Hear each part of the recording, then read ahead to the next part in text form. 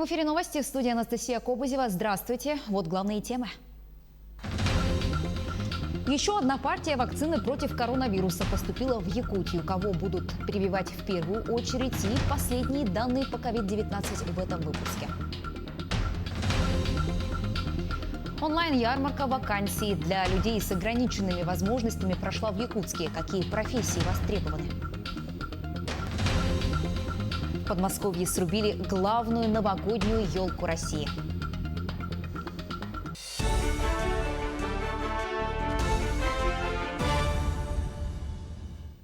Глава Якутии Айсен Николаев принимает участие в заседании Совета при полномочном представителе президента России в Дальневосточном федеральном округе Юрии Трутневе. В повестку заседания включены вопросы, касающиеся обсуждения мер по оказанию помощи регионам Дальнего Востока в работе по профилактике и лечению коронавируса, модернизации Байкало-Амурской и Транссибирской железнодорожных магистралей в части расширения их пропускных способностей и другие вопросы. 205 новых случаев заболевания коронавирусом выявили в Якутии за сутки, 36 из которых носители COVID-19. Это официальные данные регионального оперштаба. В столице республики 95 случаев. Наибольший прирост числа заболевших наблюдается в Алданском и Нерюнгринском районах. Власти отметили, что там необходимо усилить меры санитарной безопасности. Между тем, в Якутию поступили 300 доз вакцины против коронавирусной инфекции. Предназначается она для медиков, и эта процедура является добровольной. Вакцинацию для профилактики COVID-19 проводят двукратно с интервалом 21 день. После того, как будет проведена маркировка вакцины, мы начнем отрабатывать уже непосредственно по спискам, которые сдали нам амбулаторно-поликлинические звенья города Якутска, для того, чтобы начать вакцинацию наших врачей. Соответственно, после того, как будут провакцинированы наши врачи, следующая партия с Российской Федерации также будет поступать. И дальше по списку врачи, социальные работники, учителя. Далее определены группы, которые относятся к лицам с хроническими заболеваниями, в том числе и старше 65 лет. Определен круг лиц сегодня Минздравом Российской Федерации и четкий порядок, о котором мы регулярно будем извещать наше население. Указ о работе предприятий торговли в предновогодние дни подписал глава региона Айсен Николаев.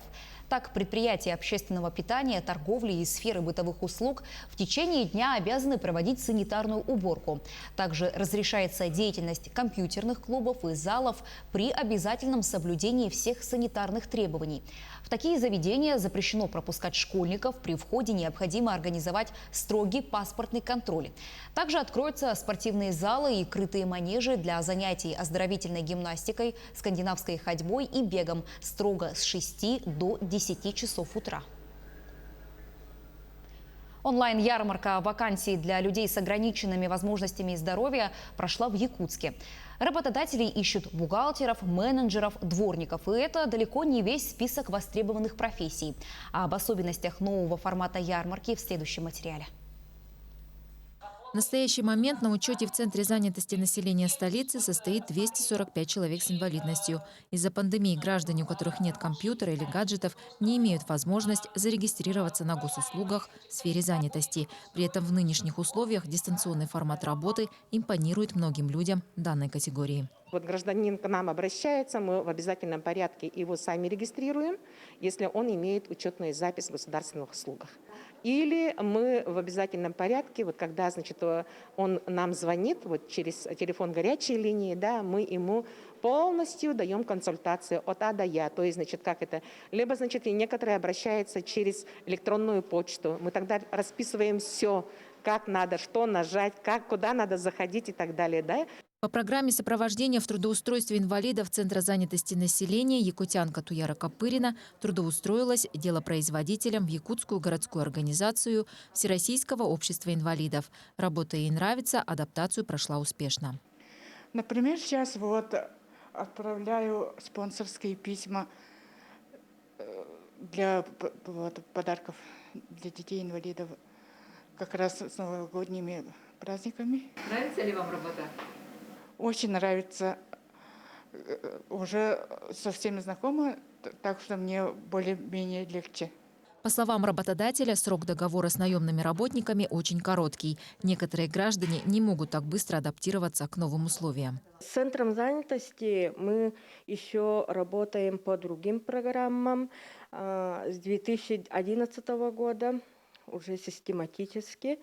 И довольно много инвалидов, молодых людей прошли через эту программу. Наши основные пожелания – это по сопровождению трудоустройства инвалидов, это по длительности этой программы. Хотелось бы, чтобы программы были рассчитаны на полгода или на год. Напомним, при обращении в Центр занятости населения граждане с инвалидностью имеют приоритетное право на получение всех услуг службы. Это консультирование, психологическая поддержка, профессиональная ориентация, обучение, подготовка и переподготовка, трудоустройство на временные рабочие места, содействие самозанятости. Номер горячей линии 508 800. Агафья Гоголева, Григорий Хлопков, Якутск. Герой следующего сюжета – мышь, правда, компьютерная. Хотя изначально известное, пожалуй, каждому жителю планеты устройство называлось иначе – индикатор положения XY для системы с дисплеем. Со дня презентации первой модели прошло 52 года, с чего началась история этого манипулятора и почему этот инструмент необходим каждому геймеру, расскажем в сюжете далее.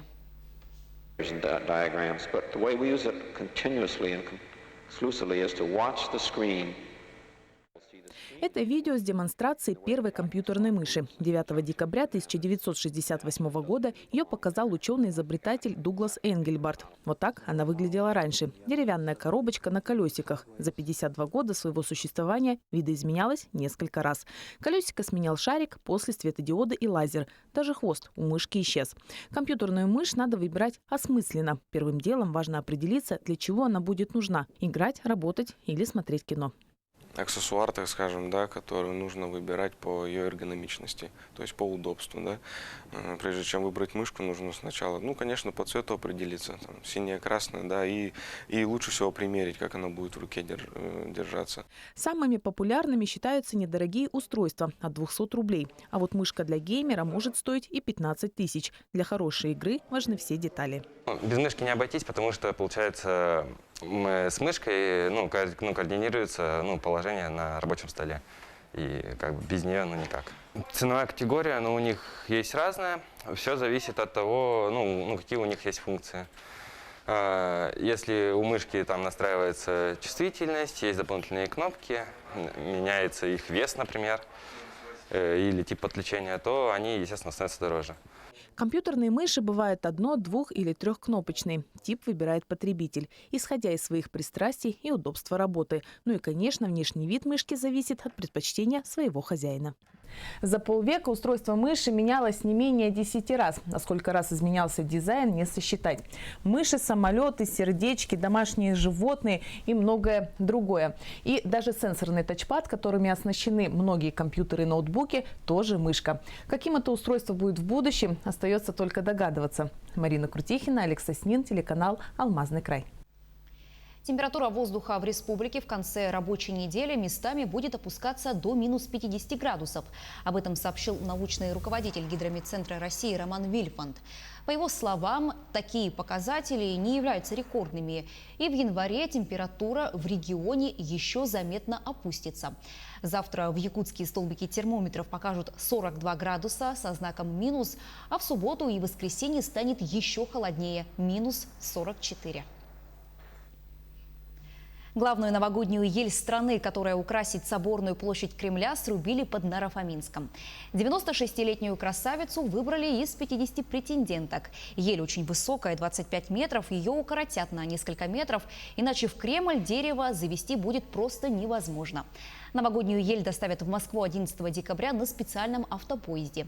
Украшенное дерево можно будет увидеть в режиме онлайн во время трансляции праздничных представлений, которые в этом году из-за пандемии коронавируса пройдут без зрителей.